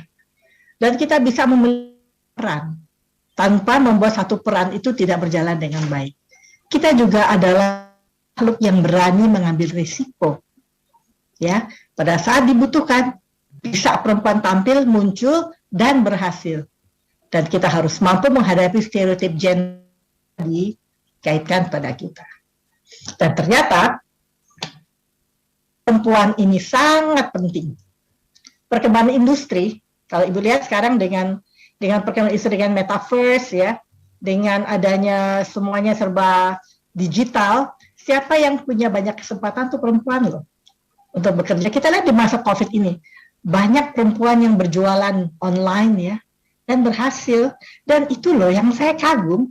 Itu makanan-makanan yang ditawarkan itu. Jadi kalau kita makanan aja ya, ditawarkan itu bisa bervariasi dan enak-enak dan nggak kepikir bahwa itu adalah idenya yang dia bisa bikin makanan yang diramu demikian rupa sehingga membuat kita menjadi wow. Jadi akhirnya berhasil lah. Peran wanita dalam pembangunan masyarakat sangat dibutuhkan, terutama sebagai pendidik tunas bangsa. Jadi walaupun demikian, tetap karena kita punya cinta dan care, itulah yang membuat kita diminta untuk menjadi pendidik tunas bangsa. Apalagi sekarang kita lihat tantangan di depan itu sangat berat. Kita nggak boleh meninggalkan budaya kita, tapi kita harus didik anak kita menjadi a future leader. Minimal self leadership, leader buat dirinya sendiri yang nggak cepat putus asa, yang bisa bangkit dari keterpurukan. Karena tantangan itu berkali-kali lipat daripada yang kita hadapi sekarang. Nah, peran kita lah untuk ini, dan kita bisa melakukan ini. Dengan perkembangan dunia digital, diberi kesempatan bagi peran perempuan untuk mendukung ekonomi keluarga, tadi sudah cerita. Pemerintah juga memberikan kesempatan yang sangat baik dalam pemerintahan, legislatif, profesi, dan lain-lain ya. Jadi kayak DPR itu untuk legislatif kan 30% ya diminta dari perempuan untuk masuk. Cuman karena sistemnya yang terlalu menyenangkan buat perempuan-perempuan yang barangkali punya ID, ya sehingga akhirnya mereka sering nggak kepilih. Yang kepilih kadang-kadang ya barangkali yang punya kelebihan nih kali gitu ya. Fasilitas pendukung domestik sekarang udah sangat dimudahkan, semuanya udah serba digital, serba mudah, serba masinal ya, sehingga kita juga nggak usah ngulek lagi ya. Kayak saya mau bikin apa aja, beli ke pasar Mesik, minta bumbu yang udah kayak bilang rendang sekilo. Kalau dulu kan kita mesti ngulek ya, sekarang lebih mudah, semua lebih cepat. Belum lagi bumbu-bumbu yang udah jadi juga banyak ya, membuat kerjaan kita lebih cepat. Apalagi sekarang ada Gojek, ada Grab, ada macam-macam gitu ya. Dan kita bisa pesen yang nggak usah pergi-pergi, tinggal dianterin aja. Kita mau seharian berkiprah, tahu di rumah tuh ada semuanya melalui si GoGo itu ya, bisa kita pesan ya. Bantuan ekonomi keluarga berikan peluang bagi wanita untuk menjadi breadwinner, terutama COVID. Dan ingat bahwa suami itu adalah kepala rumah tangga. Sehingga komunikasi dengan suami itu Dan dukungan suami akan membuat peran ganda pasti akan berperan. Oleh karena itu, para perempuan, ayo percaya diri, tunjukkan peran aktif dalam kegiatan yang digeluti, tapi tetap menghargai pasangan. Kita bisa bermain peran gitu, bisa sekali berkomunikasi dengan baik, ya, tanpa harus sok-sokan tuh bisa. Kita mempunyai cinta, itu loh yang sangat kuat. Komunikatif dan bijaksana dalam bersikap. Suami adalah kepala rumah tangga, dukungan dan pengertian suami sangat penting. Punya skala prioritas dalam melaksanakan tugas kita. Kita punya energi dan kemampuan berpikir dan pandangan yang luas, sehingga kita bisa punya prioritas dan melakukan itu dengan baik. Dapat membagi waktu dan energi, satu langkah akan sangat bermakna. Nah, sedikit ya, dampak positif apa ya kalau ibu punya kegiatan luar negeri, di luar negeri. Mampu menunjukkan eksistensi diri kita sebagai manusia. Jadi karena kita mempunyai kelebihan-kelebihan yang kita miliki, dengan adanya kiprah kita seperti ibu-ibu sekalian yang sekalian ini, ada 500 orang yang semua itu dari kementerian ini atau RBPN, itu kan karena memilih untuk punya peran. Dan tunjukkanlah eksistensi diri kita. Bekerjalah dengan baik, tampilkan bahwa perempuan itu bisa diandalkan. Cuti melahirkan doesn't mean anything. Tetap prestasi bisa dijalankan. Lebih hidup, bisa lebih sedikit menunjukkan keluhan fisik karena kita senang kan. Sebetulnya itu bekerja di luar dan pulang ke rumah itu suatu variasi dalam hidup ya. Sehingga kesulitan di rumah itu kita bisa senyum karena kita bahagia dengan di luar gitu. Jadinya itu sesuatu yang membuat kita menjadi sedikit keluhan fisik. Dan waktu tersedia banyak menunjukkan pengertian hubungan yang enak, dan dengan adanya digital di mana kita bisa berhubungan dan lebih sering, itu biasanya kita komunikasi kita nggak terputus dan kita bisa tahu ya apa yang anak-anak inginkan dan tanyakan. Anak-anak biasanya lebih mandiri dan bertanggung jawab, dan pada umumnya kita merawat penampilan kita. Jadi walaupun kita sudah berusia tapi kita mau kelihatan komprot kan, kita tetap mau kelihatan cantik, merawat diri, tetap kelihatan segar. Nah itu kan punya kebahagiaan diri kita sebagai perempuan. Dan nanti saya cerita sebagai duta besar keuntungan saya perempuan, dan kita bisa membagi waktu. Ya dampak negatifnya kadang-kadang pada saat dibutuhkan kita lagi nggak ada, bahwa tidak semua kebutuhan anggota keluarga bisa kita penuhi dengan maksimal, dan kadang-kadang lelah juga. Misalnya kita mesti di luar rumah, kebetulan pas kerjaan tugasnya berat banget itu, sampai di rumah pengen istirahat, jadi ketika harus mengerjakan tugas rumah tangga kita kadang tunggu dulu deh, tapi untuk ada Gojek ya bisa pesen-pesen aja, jadi lebih tenang deh. Izin Ibu Dini, ini ada satu pertanyaan bagus ya. Jadi saya pikir sebelum Ibu Dini masuk ke cerita gembira nanti ini saya lihat ya, selama menjadi duta besar Republik Indonesia atau Ekuador, ini saya ajukan dulu pertanyaan dari Ibu Nur Aziza, biasa kita panggil Ibu Inung. Pertanyaannya soalnya bagus banget. Nanti Ibu Ari menanggapi di akhir sesi saya pikir ya. Tapi ini takut kehabisan waktu, jadi saya bacakan aja. Beliau bertanya begini, Bu Dini, terkait maraknya kasus bunuh diri di mana ada kejadian ya, seorang ibu itu bersama anak-anaknya itu bunuh diri ya, dia membawa anak-anaknya itu bunuh diri karena terdesak terdesak oleh situasi.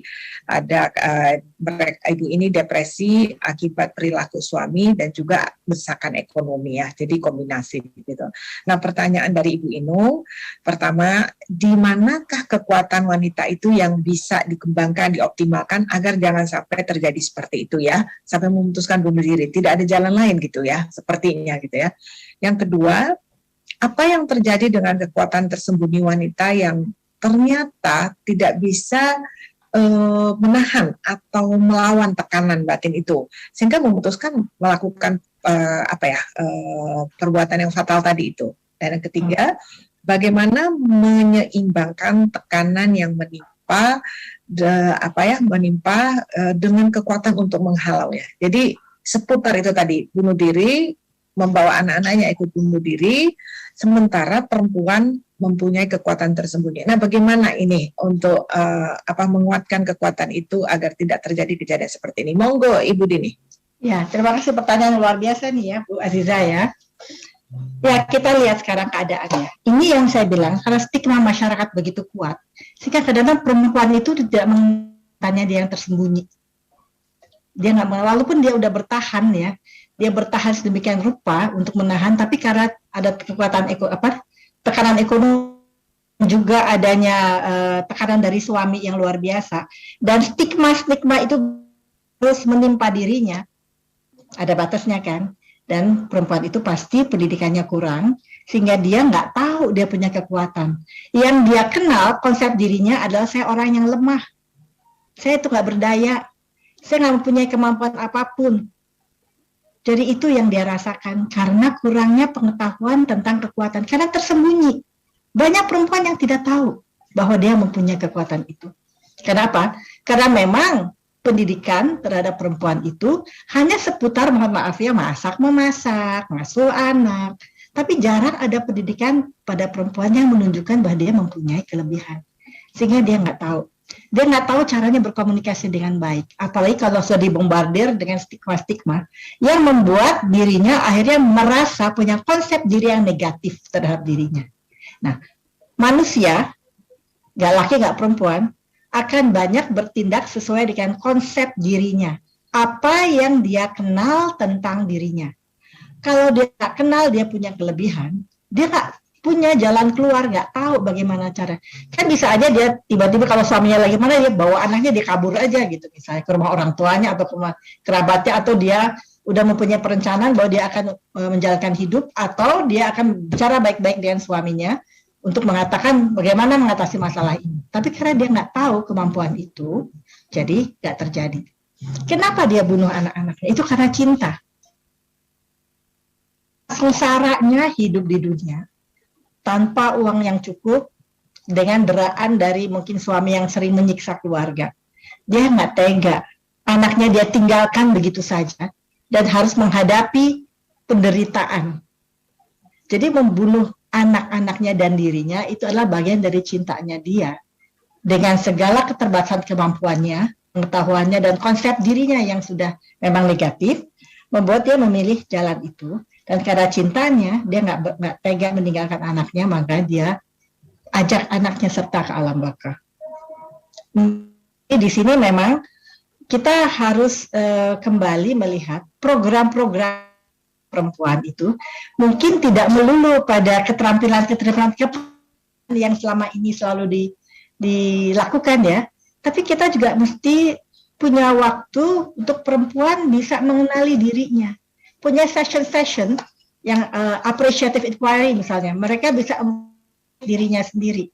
Dan ada kontak dengan sesama perempuan untuk melihat jalan keluar yang barangkali dilakukan oleh perempuan lain terhadap masalah yang mirip-mirip yang bisa. Nah, karena hal itu belum dianggap penting saat ini, makanya kurang ada session seperti itu. Karena perempuan perlu untuk mengenal dirinya, kita mesti tahu, mesti ada feedback juga dari lingkungan, dan diberikan kesempatan introspeksi. Kayak misalnya ibu rumah tangga yang saya cerita, saya cuma ibu rumah tangga. Padahal kalau kita introspeksi, ternyata kegiatan ibu rumah tangga itu luar biasa kan, sulitnya. Dan belum tentu perempuan yang punya peran di luar itu bisa mengerjakan 100% full-timer ibu rumah tangga. Karena terus terang membosankan, tapi tekanannya banyak sekali. Tapi banyak perempuan yang rela melakukan itu. Hanya gitu, giliran dia salah sedikit, yang dapatnya negatif stigma. Kamu masakannya kok keasinan. Tapi kalau lagi enak, ya dinikmati aja, nggak ada tuh positive feedback buat dia. Sehingga akhirnya dia nggak mengerti bahwa dia mempunyai kelebihan. Jadi memang dia tersembunyi, mesti dikeluarkan. Makanya adalah dengan membantu memberikan feedback. Sehingga kalau misalnya ada nasihat rumah tangga atau perkawinan, barangkali ini harus menjadi hal yang penting juga untuk disampaikan. Supaya perempuan-perempuan juga bisa tahu dan mengenal dirinya sendiri. Dan pria juga bisa menghargai perempuan suami karena tahu, karena perempuan itu memang sangat bermanfaat, bukan bermanfaat dalam arti negatif ya, tapi dia mempunyai peran yang vice versa ya, antara dua belah pihak. Di sini adalah kerjasama antara Espol dengan Lemigas, pembuatan laboratorium minyak yang tersertifikasi. Jadi ini banyak, dan ini adalah kerjasama antara PTDI dengan perusahaan importir dari suku cadang dan pesawat-pesawat CASA di Ekuador. Jadi alhamdulillah ya sudah banyak kemajuannya sehingga saya mendapatkan Prima Duta Award nih dari Presiden melalui Menteri Perdagangan karena berhasil memajukan perdagangan di situ, terutama mobil Toyota kita tuh makin banyak diimpor dari Indonesia. Toyota Fortuner yang paling laku, Toyota Rush sama Toyota Innova dengan spare parts-nya. Jadi akhirnya perdagangan kita naik pesat. Jadi saya dapat Prima Duta Award dari Presiden dan saya serahkan kepada Toyota di sana sebagai capaian yang mereka peroleh. Ya. Terus saya dapat juga ini Eloy Alfaro Award dari wartawan dan juga Mundo Gold Award dari pemerintah Ekuador. Jadi sebagai capaian-capaian kerjaan diplomasi kita. Jadi walaupun saya bukan diplomat karir, saya seorang dosen ya, tapi ternyata bisa menjalankan kerjaan diplomasi dan anak buah saya semua laki. Dan di situ saya harus terus terang aja cobaannya berat ya buat seorang perempuan karena pertama kali mereka look down. Mereka nganggap ini kok perempuan kok suka dandan ya, bisa kerja nggak dia. Ternyata saya pekerja keras. Jadi di situ saya rubah etik kerja bahwa kita mesti kerja keras, kerja cerdas saya bilang, berdoa dan ikhlas. Jadi ini kira-kira dan saya sempat nulis buku juga di situ. Ada yang bahasa Spanyol, ada kaleidoskop, dan ada yang bahasa Indonesia. Ya. Sehingga di sini, a strong woman loves, forgives, walks away, let go, tries again, and preserve, no matter what life throws at her. Perempuan sebenarnya tangguh. Asal dia mau dan kenal dirinya. Tapi kadang-kadang banyak perempuan yang nggak kenal dirinya, nggak tahu kemampuannya, dan nggak tahu bahwa dia adalah makhluk yang kuat. Karena kualitas itu bukanlah suatu accident, bukanlah suatu kebetulan, tapi itu adalah pilihan-pilihan kita dari berbagai alternatif. Sebagai putusan-putusan yang intelijen dan skillful execution, sehingga kita bisa menjadi perempuan yang tangguh, yang tetap bisa berkembang, mengembangkan diri, tapi tetap menjadi seorang ibu dan istri yang baik, karena kita bisa membagi waktu kita dan berperan ganda. Nah, mungkin di situ sedikit paparan saya. Dan jika ada pertanyaan, monggo silahkan saya akan coba untuk jawabnya. Waduh, luar biasa Ibu Dini. Kita sudah kembali nih. Kita kembali di akhir-akhir. Di akhir aja ya. Biar bisa stop share ya. Kita kembali di akhir-akhir pemaparan Ibu Dini. Alhamdulillah bisa kembali. Lampu sudah hidup di kantor Sisingamangaraja, kantor pusat. Ini saya coba cek dulu, Ibu Ari Yuriwin, apakah engkau sudah kembali? Sudah, Ibu. Waduh, ya.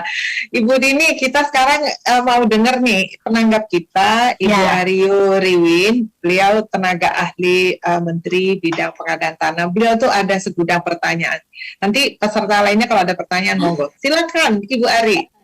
Baik, terima kasih Bu Andiani. Salam kenal Bu Dini Cokro, luar biasa. Kenal Bu. Pengalamannya yang luar biasa dan memotivasi teman-teman di ATR BPN untuk melakukan perubahan gitu ya. Nah, karena ini dalam rangka Hari Kartini dan tadi berkaca pada perjuangan Kartini, di mana dengan semua keterbatasan kondisi pada saat itu, Kartini memiliki self leadership ya. Nah, tentunya inilah yang perlu kita ambil hikmahnya dengan kondisi saat ini di mana kita sebagai orang tua ya, di mana kita sebagai orang tua ini menghadapi tantangan ke depan yang masa depan yang penuh dengan tantangan ya, di mana generasi milenial anak-anak kita ini kan sudah melalui kondisi sekarang sudah keterbukaan, ada digitalisasi, kemudian juga segala aktivitas pergaulan bebas untuk remaja-remaja kita. Nah, untuk apa yang harus kita lakukan, Ibu, ya, supaya anak-anak kita itu mempunyai self leadership, ya, karena tadi disampaikan oleh Ibu, karena ketakutan kita sebagai orang tua, sebagai ibu, takut kalau tidak memberikan kasih sayang, sehingga memfasilitasilah semua kebutuhan anak itu sehingga anak itu menjadi ketergantungan. Nah, bagaimana kita sebagai orang tua dan juga pilihan kita sebagai wanita ASN ya. Nah, ini bagaimana kita menghadapi tantangan ke depan terhadap generasi milenial. Terima kasih Bu Ari, satu pertanyaan yang bagus sekali ya, karena itu saya pikir ini pertanyaan mewakili pertanyaan semua ibu-ibu ya. Ya. Pasti ada kekhawatiran ya Bu ya, ini menghadapi ke depan ini yang kita sendiri kaget ya. Kita akan masuk dalam dunia metaverse ya. Kita mulai harus kenal crypto money. Kita melihat banyaknya pembohongan-pembohongan dari robot apa tuh? Ya, trading. Ya, robot trading ya. Ya, banyaknya sultan-sultan yang banyaknya sultan-sultan yang mendadak kaya dan luar biasa kayanya, apakah benar apa enggak kita nggak tahu, tapi membohongi akhirnya kan, memberikan suatu apa namanya gambaran yang keliru. Terus terang aja mendidik anak-anak zaman sekarang itu tidak bisa seperti kita dulu mendidik anak. Ya, tapi yang pasti satu adalah cinta. Ya, cinta, komunikasi itu harus ada. Pendidikan moral dan religi itu harus ada. Tetapi yang benar ya, bukannya mohon maaf ya, bukannya yang apa namanya agak membuat perpecahan gitu ya. Itu harus ada kita. Itu nomor satu. Karena kita harus menciptakan generasi tangguh. Ini adalah teori saya ya, karena saya kan menjadi ini juga apa namanya menjadi what you call it ya, staf ahlinya Kemenkes lah kadang-kadang ya untuk generasi 2045. Dan saya mengatakan kita harus menciptakan anak-anak Indonesia yang tangguh sehingga 2045 itu bisa tercipta generasi emas. Apa tuh tangguh? Anak-anak yang punya tujuan hidup. Dia tahu dia tuh mau ngapain. Dari kecil dia ngerti dia tujuannya apa buat belajar, kenapa dia mesti melakukan ini, kenapa dia memilih itu, dan lain sebagainya. Percaya diri, yang toleran. Toleransi itu penting ya, karena itu akan mengembangkan kebinekaan kita. Karena kita adalah negara dengan 700 kebudayaan. Etnisnya kita banyak sekali. Kalau kita nggak mengembangkan toleransi, kita akan terpecah belah. Apa kita mau Indonesia pecah-pecah? Nggak jadi NKRI lagi. Saya rasa nggak mau dong ya. Kita ingin tetap mempertahankan NKRI karena sangat bahagia hidup di Indonesia. Sebetulnya. Dibandingkan di tempat lain ya. Indonesia itu sangat membahagiakan kalau kita sendiri memang bisa hidup dengan penuh toleransi. Agama dan religiusitas juga tetap harus ditanamkan. Ya, tangguh yang A-nya. N-nya, nurani harus kita kembangkan. Moral dan punya karakter yang kuat. Jadi anak-anak mesti punya karakter kuat, gotong royong, kerjasama, dan networking. Dari G1, G2, tetap jadi anak yang gembira, sehat, matang emosi, dan punya sosial motorik yang sehat, unggul. Nah, unggul, nah ini yang saya akan memberikan sedikit gambaran bahwa kadang-kadang kita belajar untuk dapat angka. Jadi dipaksa anak belajar. Seharusnya yang sekarang dididik adalah anak suka belajar. Belajar itu menyenangkan, suka belajar, ya. Jadi kita bisa menjadi anak yang kritis, anak yang kreatif, yang mengenal teknologi dan mau bertanya.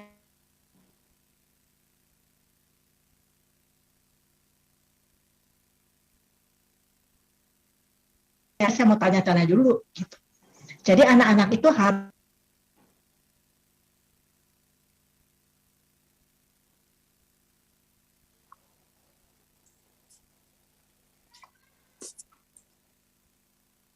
hilang ya Bu ya? Hilang suaranya ya? Hilang. Iya Ibu Dininya hilang ya? Gantian Budi kelihatannya di Jakarta Barat sekarang mati karena Ibu Ari sih telepon PLN. Kalau nggak telepon nggak hidup kita Bu.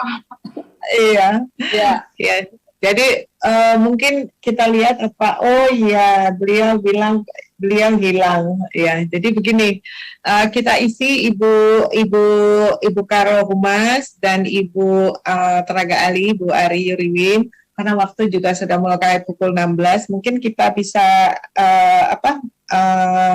rangkum ya dari pemaparan Ibu Dini Cokro ini ya, kita panggil aja Ibu Dini Cokro berapa. Jadi beliau tadi pemaparannya tentang perempuan dan kekuatannya yang tersembunyi itu luar biasa ya, dipaparkan tentang bahwa kita seharusnya fokus pada kelebihan kita, kekuatan kita, walaupun kita tahu ada sisi negatifnya begitu ya. Tidak ada salah kalau kita memilih untuk menjadi ibu rumah tangga, tidak masalah karena itu pilihan yang sangat mulia dan kita patut respect pada ibu itu. Tetapi yang harus kita kuatkan adalah bahwa kita itu jangan sampai menjadi lemah, karena tadi pertanyaan Ibu Inung itu mengetuk sekali Ibu Nur Aziza, bahwa ada yang merasa tidak berdaya, dia tidak menguatkan dirinya. Nah, kalau dari Ibu Ari tadi poinnya bagus ya tentang membangun self leadership begitu ya, walaupun belum sempat terjawab tuntas, tapi pertanyaannya sangat relevan karena memang disrupsi digital teknologi ini akan membuat dunia jungkir balik ya. Apa yang kita siapkan untuk anak-anak kita belum tentu nanti itu berlaku atau relevan ke depannya. Tapi tadi sempat dapat ya Bu ya, bahwa itulah mengenai nurani ya, tentang diri dia, bagaimana menjadi diri dia gitu mentalnya. Begitu ya Bu ya? Iya. Ya. Saya lihat di sini ada pertanyaan sebentar di chat supaya puas semuanya ya. Bagaimana dari Ibu Tias, Mbak Tias mungkin. Bagaimana cara kita meminimalisir stereotip tentang perempuan dengan mengembangkan women support women. Ya, ini bagus banget ya. Tadi ini Mbak Tias yang ada di ruangan Ibu Ari ya, kalau nggak salah ya. Ya, pertanyaannya sama. Tadi kita bincang-bincang. Benar banget ya. Jadi tadi ada kata-kata bahasa Inggris yang keren banget gini ya. Women empower women. Woman empowering, kurang lebih begitu. Jadi perempuan yang monggo Mbak Tias kayaknya mau ngomong. Ya, bagaimana kita memberdayakan sesama perempuan ini, bagaimana saling memberdayakan, kurang lebih begitu. Jadi kita bantu perempuan-perempuan lain itu yang ada di lingkungan kita maupun di tempat kerja kita maupun di lingkungan kita. Jangan sampai perempuan mematikan perempuan gitulah ya. Jadi harus saling membantu. Dan ada tadi fenomena yang dari saya pernah bertanya beberapa orang, kenapa ketika saya mengadakan survei kecil-kecilan, saya tanya kepada pekerja-pekerja pria, lebih memilih mana? Bos perempuan atau bos laki-laki? Jawabannya bos laki-laki. Oke, bisa saja berpikir karena dia laki-laki. Tapi ketika saya bertanya kepada pegawai-pegawai perempuan, milih bos laki apa bos perempuan? Jawabannya sama, milih bos laki-laki. Dan itu bukan hanya satu dua, banyak ya. Jadi ini saya tidak akan menjawab karena bukan saya narasumbernya, tapi untuk jadi bahan pemikiran kita sebelum saya kembalikan ke Ibu Karohumas, bahwa ada stereotip mungkin dari perempuan. Kalau bos perempuan tuh gimana gitu ya, jadi agak ditakuti.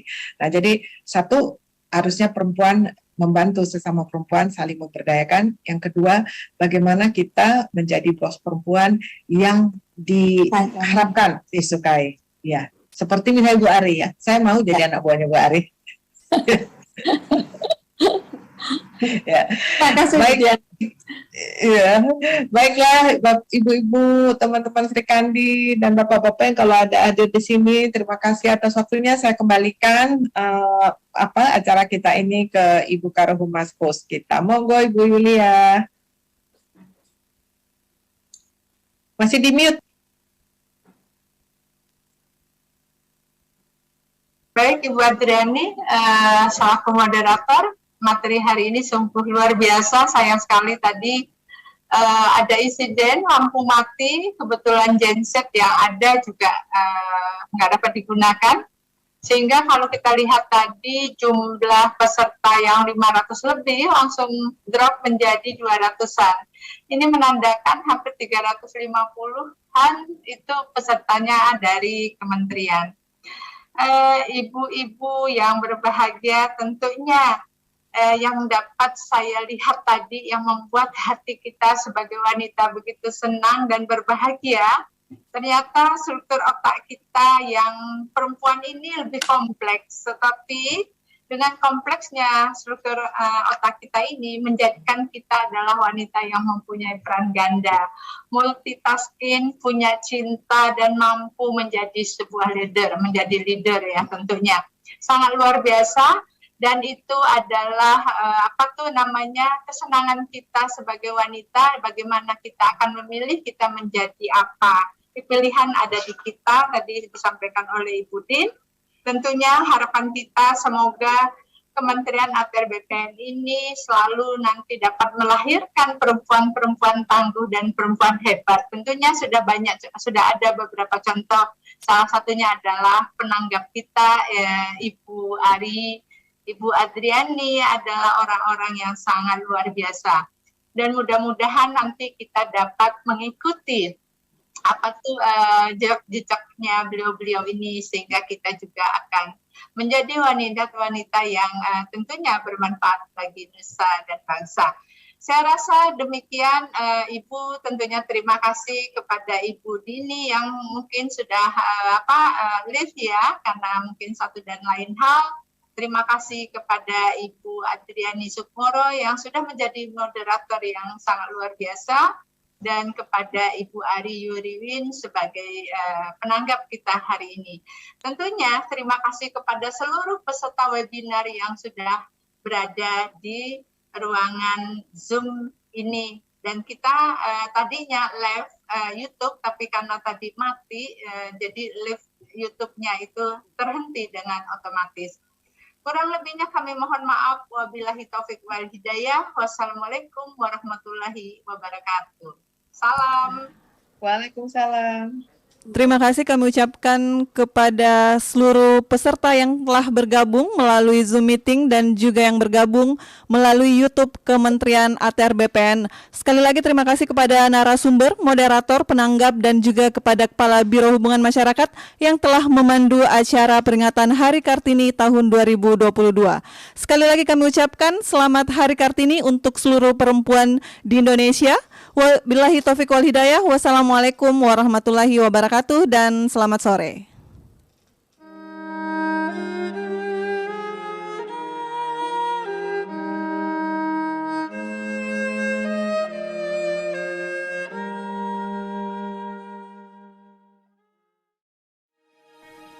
Sejarah emansipasi perempuan di Indonesia tak lepas kaitannya dengan peran dan perjuangan Raden Ajeng Kartini. Kartini menjadi pelopor kebangkitan para perempuan Indonesia.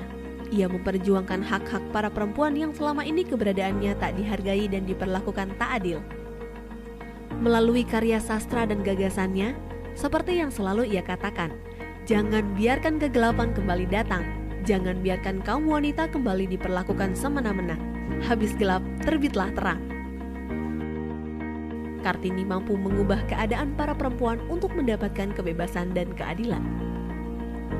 Kartini telah menunjukkan bahwa perempuan bisa menentukan pilihan hidupnya tanpa paksaan orang tua, dan perempuan bisa meraih pendidikan setinggi-tingginya, sehingga perempuan bisa berkontribusi dan memiliki peran dalam kehidupan berbangsa dan bernegara. Sampai saat ini, Kartini telah meninggalkan makna tersendiri bagi perempuan Indonesia untuk maju dan meraih mimpi, bahwa perempuan itu harus sadar akan kemampuannya yang tersembunyi. Perempuan memiliki kekuatan di tengah kelembutannya, bahkan tidak jarang menjadi tulang punggung bagi keluarga dengan multitalentanya. Peran perempuan sudah tidak bisa terbantahkan lagi. Selain menjadi guru bagi anak-anaknya, perempuan pun bisa tetap memiliki prestasi dalam karirnya, bahkan menjadi pimpinan di tempat bekerja. Namun, hal itu tentu tidak meninggalkan tugas utamanya sebagai ibu bagi anak-anak dan istri dari suaminya. Inilah yang menjadi spirit Kartini, perempuan modern, sukses, tapi tidak melupakan kodratnya. Kartini juga mengajarkan sebagai perempuan harus percaya diri untuk mewujudkan mimpinya dengan mengenal kekuatan dan kekurangan diri, serta memahami betapa berharganya diri. Di lingkungan Kementerian ATR BPN, terlahir banyak sosok perempuan Kartini modern. Perempuan dengan semangat dan perjuangan seperti Kartini yang selama ini dikenal masyarakat. Perempuan yang berkarya dan berkontribusi bagi lingkungan sekitar dan bangsanya. Kata, "Aku tiada dapat," melenyapkan rasa berani. kalimat "Aku mau" membuat kita mudah mendaki puncak gunung. Dua kalimat penuh arti tersebut keluar dari sosok Kartini menunjukkan optimisme dalam melawan batas hidup. Hal itu merujuk semangat pantang menyerah yang coba ditularkan Kartini pada semua Serikandi di lingkungan Kementerian ATR BPN. Wahai perempuan, kiprahmu besar untuk negeri. Selamat